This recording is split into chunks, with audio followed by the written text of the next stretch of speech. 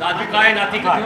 দীপ বন্দ্যোপাধ্যায়, হ্যাঁ, ছেলে দেবাশিস বন্দ্যোপাধ্যায়, সরে যাও, নাতি শিবাশিস বন্দ্যোপাধ্যায়। আর কেউ বলবেন না যে ওনাদের সন্তান নেই, পুরো ফ্যামিলি আছে, পুরো ফ্যামিলি।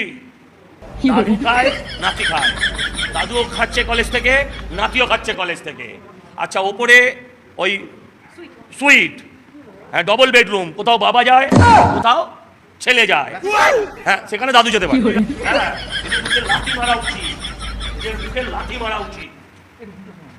দেখুন ওখানে আছেন রবি ঠাকুর, হ্যাঁ, আর দেখুন তাদের চেহারা দেখুন, আর এদের চেহারা দেখুন। বলছে তোমার অবদানের কাছে সবই তুচ্ছ।